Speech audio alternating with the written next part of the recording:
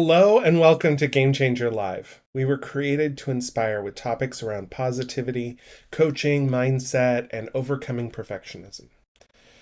We endeavor to bring you the most authentic and unedited content that's available so that who you see here is who you would actually be meeting with in real life. Our shows air live for that unedited and authentic content every Wednesday at 3:30 p.m. Pacific Standard Time. And trust me, you're not always stuck with just me. I bring on guests on the second and fourth Wednesday of each month. Our motto for this channel is Together We Inspire. So let's get inspired today. My name's Daniel Connor. I'm an ACC and CPC certified coach. I'm a leader in my local chapter of the International Coaching Federation, and I'm also an Energy Leadership Master Practitioner. I own my own business, Connor's Coaching, and we host this weekly show, Game Changer Live. And perfection is the worst, which is why I'm here to help my clients overcome it.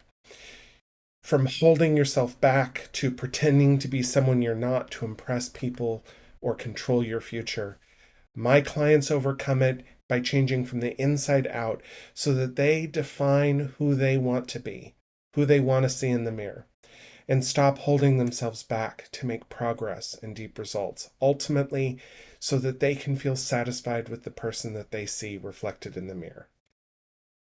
And today we're going to be talking about stilling your mind. So I just want to share that this is a common issue for people who are perfectionists or otherwise, racing thoughts, holding on to stress even when it's time to let it go, or even trying to sleep where all of these things are weighing you down or keeping you up. You're not alone. Having an unstilled mind is a common issue. And it especially is a problem because it takes us away from living in the present. Now, before we get too deep and down the weeds for this one, I just want to clarify that not all racing thoughts or intrusive thoughts are the same. There are some times where mental health or mental therapy is required to help overcome these. And I'm not a qualified mental health therapist or psychologist at all. I'm a life coach. It's completely different. Think it's more like having a physical trainer at a gym versus a physical therapist. Like they both help you work your body, but one helps you recover from injury while the other one helps you maximize what you already have. Life coaches like that. Um, so sometimes therapy is needed to heal, especially when these thoughts are related to trauma, when they're intrusive and causing you dysfunction in your life, making it difficult to function normally, or where they are thoughts of self-harm. If these are symptoms that you're experiencing, the resource that I'd like to turn you to is psychologytoday.com. We're not sponsored. This is just a tool I use. Psychologytoday.com has a list of therapists all over the world, and most importantly, they allow you to filter by insurance if you have a health insurance that can help you identify someone who will be able to help you in your situation. Now, there is no shame in seeking out mental therapy, mental health, and everyone at some point in their life experiences trauma to overcome. Trying to overcome that trauma without help is a dangerous combination. It's like, I don't know, carrying a bomb with you in a backpack. That's not the best way to carry that. Trying to overcome your own mental health issues without qualified help is also not helpful. It's like carrying a bomb. So that said, that's my disclaimer. I'm not a therapist. I am a coach. And I'm also not here to provide advice. I am here to share my story. So I suffer from intrusive thoughts, feelings of anxiety, specifically anxiety about a future that I can't control. So some examples of that are aging parents, worrying about their health. I have a business, worrying about that business. worrying about my own personal relationships and um, and the dynamics of those relationships. These kinds of things come up and interrupt my life. And because specifically perfectionism is all about trying to control the future, oftentimes these thoughts are wrapped up in my need to try to control the future or try to change the future. Being aware of that is the very first step in overcoming it.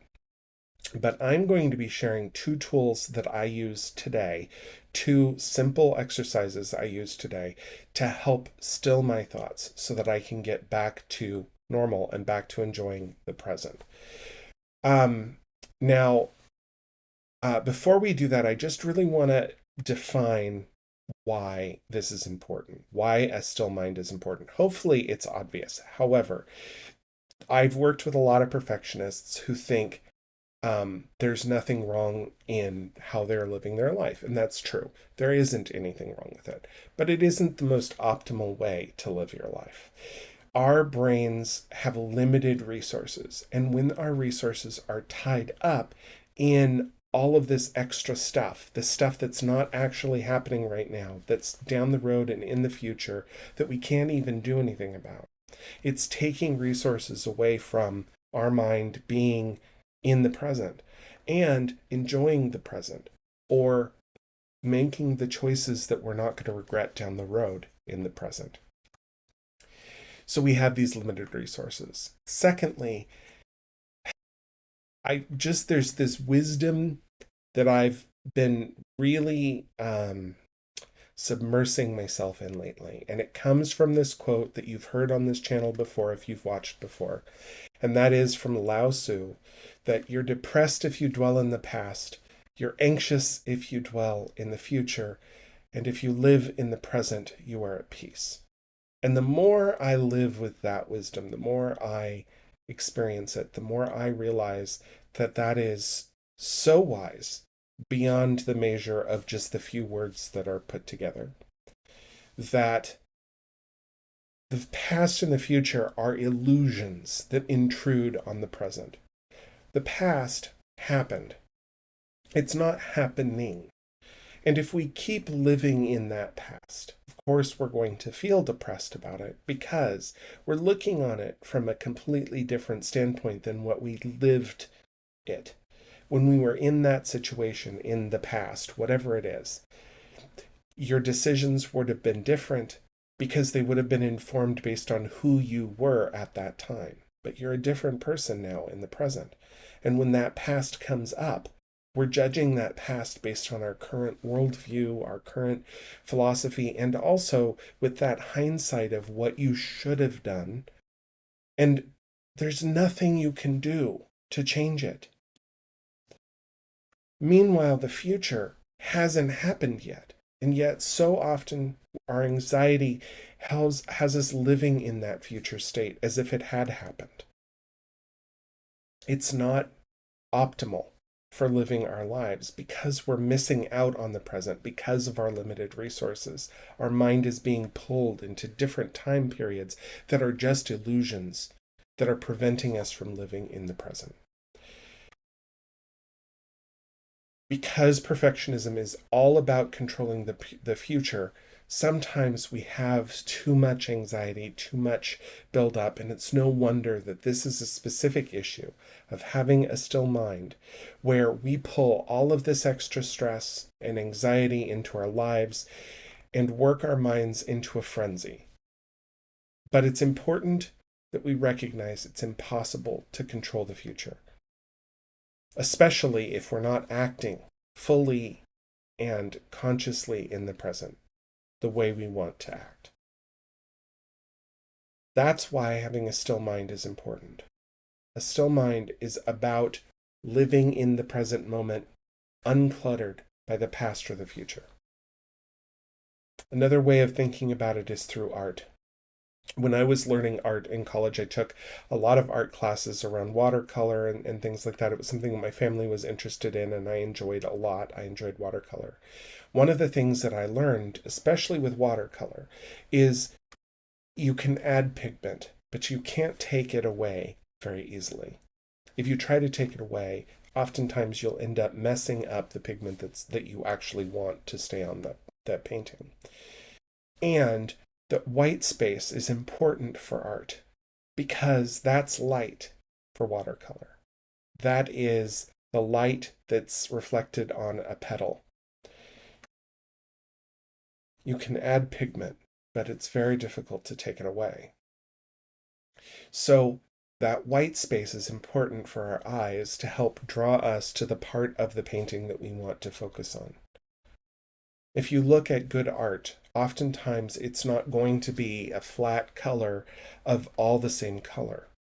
There's going to be areas of light and dark, places that the eye can rest on and not be drawn to help accentuate the thing that you want to focus on. This is like that. If the present is your art piece, having a still mind means that you get to focus on the part of the present that actually matters the most, rather than being distracted by clutter here and clutter there that takes you away from the enjoyment of the experience. So that's, in a nutshell, my philosophy around why having a still mind is important. But let's get to the actual practice of stilling our mind. I have two activities that I want to share with you. And the first activity is very simple. It can be done in less than a minute. And I use it all of the time. I use it before I get on a call with a client to help clear my thoughts and make sure that I'm extremely present with that client. I use it before a meeting so that I can get in the right headspace for the meeting and make sure that my intentions are clear so that I know what my ground rules for how I want to behave and act during that meeting are. And I use it sometimes when these intrusive thoughts come into my mind. When I'm doing something, like the other day I was cooking and my mind just kept swirling around these thoughts that weren't helpful. I took 1 minute, less than 1 minute even, to do this exercise. So this first exercise I call visualizing box breathing. Visualizing box breathing. So box breathing, first of all, breathing by itself is a great way to calm your mind. People have been doing that a long time. A lot of our smart devices come with some sort of breathing reminder or breathing activity that you can do. In fact, there's neuroscience that shows that breathing through your nose helps calm your stress hormones in your brain and let it function a little bit better. So there's science to back up breathing. And there are a lot of exercises out there that you can use for breathing. There's in order to get the neurological benefits, breathing through your nose is the best way to breathe, I've been told. So I always try to breathe in and out through my nose. There's conflicting information about this, but from what I've heard is that your brain is directly connected to the back of your nose. And there are specific biological functions we don't control that are tied to calming the brain through breath, because that's how we know we're safe. Like oxygen is one of the very basic human needs.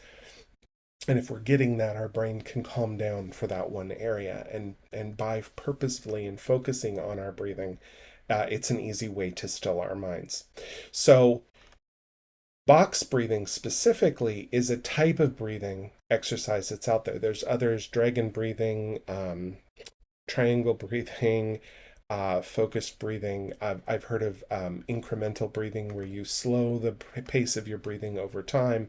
But box breathing is basically simple. You're going to breathe in through your nose for a count of 4. Hold with your lungs full for a count of 4. Breathe out slowly through your nose again for a count of 4. And pause empty of breath for a count of 4. And you're going to repeat this 3 to 4 times. That's normal box breathing. I didn't come up with that. That is something that's been out there. I've used it as a trainer before. So again, it's in, pause, out, pause, and repeat each time with a count of 4. What I like to do with my clients is to work on visualization, adding an extra layer to that, so that instead of just breathing in air, you're also breathing in a visualization of the thing that is potentially getting in your way. So, for example, it can be helpful to picture it as something tangible or something observable like light. I use light oftentimes, so breathing in the light and filling your lungs full and feeling that lightness. Another way you could think of it is breathing in emojis. If you wanted to breathe in all of the negative faces and tongue out guys, um, that's another way that you can do this. But basically, on the second round of box breathing, after you've done the in pause, out pause cycle one time, the next inhale, breathe in for 4, but while you're breathing in, feel all of that light or envision all of that light or those emojis, whatever you want, coming into your mind. So with this, we would be breathing in those thoughts, specifically focusing on them, pinning them down and deciding what they are, defining them, breathing them in. So let's say your issue is that you're dealing with aging parents and you're worried about them. And those thoughts about that worry are conflicting with your ability to live in the present, to deal with things. Then you're going to breathe in and you're going to picture all of the emotions that are involved in that thought, all of the details involved in that thought, the thoughts themselves, what the voice inside of you is telling you. You're going to breathe it in. You're going to feel full on the first pause where your lungs are full. You're going to feel full of those thoughts, that light or those emojis. Imagine them in your lungs. And then on the exhale, you're going to let it go so that all of that light or all of those emojis completely exit your lungs and they are clean and free of any of that interference. And on the pause, the second pause, you're going to pause as empty at the end. Now, box breathing with visualization takes about 3 to 4 attempts, 3 to 4 cycles of doing this. So you're going to repeat this 3 times. The first time you're going to do it without visualization, the second time with visualization, and then 2 to 3 more times with visualization. And this quick activity really helps me center my thoughts, center my mind, and calm it, clear it, and still my thoughts. But there's a second activity that I want to share with you that's a little bit more involved. That's a little bit. I've been doing this now, this specific activity, since my sophomore year of high school. I found it in a book that I read. At the time, I was dealing with a lot of stuff, and I used this technique to help calm me and focus me on the present. And I've used it my entire life. It keeps coming back to me when I need it. And now it's a regular practice. In fact, I did it before this show just to make sure I was brushed up on my technique. And basically, it takes a little bit of preparation. It's a 5 to 20 minute activity. When you're first starting out, it's going to be 20 minutes. As you get used to it, it can be as fast as 5, although today I was at 7 and I've been doing it my whole life. And this is going to be a meditation exercise. So there's going to be breathing involved in it, but there's also going to be a visualization activity. We're going to visualize a series of things in our mind.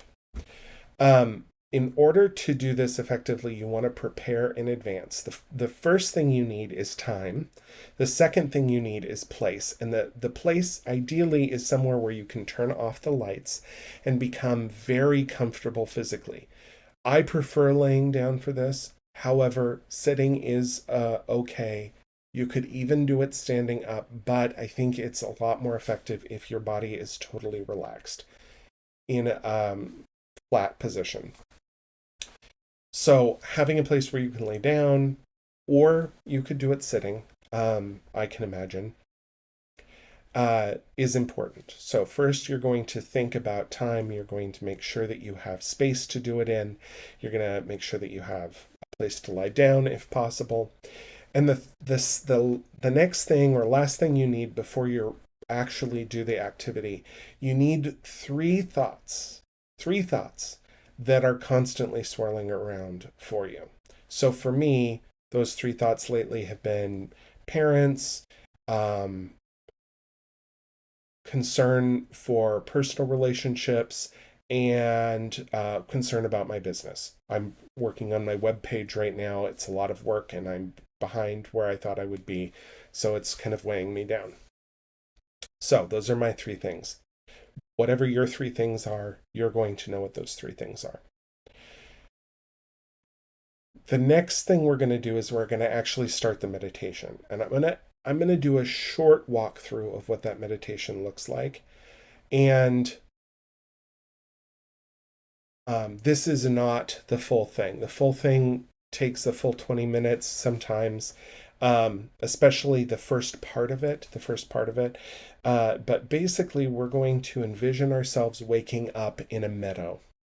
And in that meadow, there's a river and there's a bridge. And these things are symbolic of different parts of ourselves. And I'll explain that as we go. But first, we have to still our body, calm our body so it's not interfering with our ability to do this activity. And to do that, I like to envision, those old copy machines? I say old copy machines. I used them all the time when I was in my past job, well into the 2000s.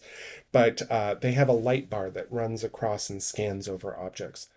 Well, I like to create my own visual representation of that as I do this exercise. This light bar starts at my toes and slowly works its way up. And that light bar represents my focus on that part of my body to make sure that it's relaxed, make sure that it's not interfering with my focus. So I start with my toes. I make sure that they're relaxed and loose, that they're not clenched or tight. I work on my ankles, my calves, my knees, my thighs, all the way up my hips, my fingers, my arms, my shoulders, my chest, my lungs, my back, my neck, my jaw, all the way up to the microfacial muscles that constantly give me stress because I'm constantly squinting or stressing. And letting that light pulse over my body. The next stage is to get to the meadow. I focus on my breathing at this point, breathing in and out with a regular cadence and pulsing this light in my body. I envision light pulsing with my breath, just like we did with the breathing exercise. But the light slowly builds in intensity as I'm doing this, 5 to 10 breaths, and the light is so intense on the breathe in that it blinds me from my own eyelids, basically. I'm envisioning this. This is in my mind, but this is an activity. And as the light clears that fifth breath or so, and I feel like I can't see anything, and then slowly my vision comes back to me, I realize that I'm no longer wherever I was, and now I'm in this new place. I like to envision it as a field or a natural park of some form. Regardless of what the environment looks like, it could be a clearing in a forest. There's a river that runs through the center of this place. This river is your stream of thoughts. It's your subconscious. It's your mind. And over the center of this river, there's a footbridge made of wood or stone. And I like to, when I'm doing this, pause for a second while I'm aware of the fact that the water is there and the footbridge is there, to envision the smells of the area that I'm in, whether it's pine needles from the forest or the wildflowers of the field, or the bark dust from a park. I like to envision those things, make sure that I'm engaging more than just my sense of imagination, visual imagination, but also my sense of smell imagination and sound imagination. I like to listen to the the water of the creek as it's kind of bubbling through the field. Once I'm certain that I'm grounded in those images, in those senses, I walk towards the bridge. I'm drawn towards the bridge because on the bridge there's a handrail and I can see 3 objects on that handrail. I walk to the bridge, and as I get closer, I see that those 3 objects are 3 round, palm-sized stones that are sitting on the handrail of this bridge. Now, when I get to the bridge and I see these, I'm tempted just to look over at the water. I love water. And in the water, I notice that there are hundreds of those small stones, just like on this handrail. This handrail represents the bridge of our conscious mind to our subconscious mind. And these thoughts are the thoughts that normally belong in that subconscious area. Those are all of the things that we've stressed about in the past, all of the past stresses that we've overcome and dealt with and moved on from, that we have survived. And they're where they belong, in our stream, in our subconscious. But these three are sitting on the rail. They are not where they're supposed to be. So one by one, we're going to pick up each stone. We're going to name that stone based off one of the stresses that we prepared to come in here to deal with. We're going to feel how heavy that stone is. We're going to feel how smooth and cold the stone is. It's going to warm up in our hand slightly the way stones do. And we're going to hold it out over the water. And when we're ready, when we are aware of how much the stone weighs and how much it's holding us down, we're going to let it slip out of our hands into the water, plopping down and sinking into the depths to get lost among all of the other thoughts that it belongs with. We're going to repeat that with each stone, picking it up, feeling its weight, feeling the coolness, feeling the smoothness, and then as it warms in our palm, be ready to let it fall and plop into the water and sink into the depths. As we do this, I usually feel a sense of lightness around my shoulders as that weight is lifted off of me. It's not just the weight of the stone, it's this weight that I've been carrying with me on a spiritual or conscious level that is no longer holding me down. Once the final stone has sunk to the depths and I've felt that lightness, I use breathing to come back.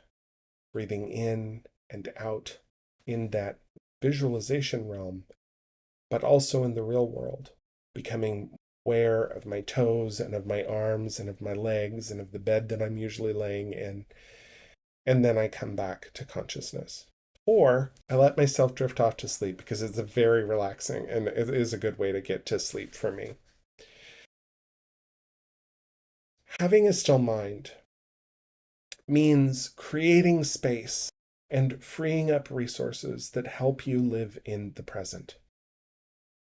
There are 2 easy activities that I shared with you today that help me specifically find the stillness that I've described. The first was a simple breathing exercise, a box breathing specifically with visualization added in. The second is a meditation exercise that I use to let go of unnecessary stress, especially when my thoughts are really swirling around and hard to catch. But finding time to still your mind. It takes time and it takes effort. And sometimes it requires addressing some underlying trauma or requires help from a practice professional. I'm here to support my clients through those kinds of journeys. If you want to reach out to me, find my website in YouTube or go to connorscoaching.com. That's Connor with an ER, ERS, coaching.com, and book a free 30-minute consultation with me. During that consultation, we'll determine whether or not coaching is the right method for you, what you need, and whether I'm the right coach for you, because fit is tremendously important. The whole reason I do these videos is to help people resonate with me. to get my name out there, my face out there, so that you can see what I'm all about. And if I am the right coach for you, if you think I could help you, I'd love to do that. It starts with a free 30-minute session, and anything that you decide to do based on that session comes with a free 100% money back guarantee. I only sell services that work. I want to thank you so much for being here with me today. I'm very grateful for you. And if you want to give back to the community just a tiny little bit today, it would mean the world to me. If you liked this video specifically, shared it with someone who would benefit, and commented on what inspired you the most about the presentation. I'll be back next week live at 3:30, the day before Thanksgiving here in the US, and I'll be bringing a guest with me who is willing to brave the holiday traffic on Zoom. I will see you then, and until then, find ways to be inspired and to inspire others. Bye.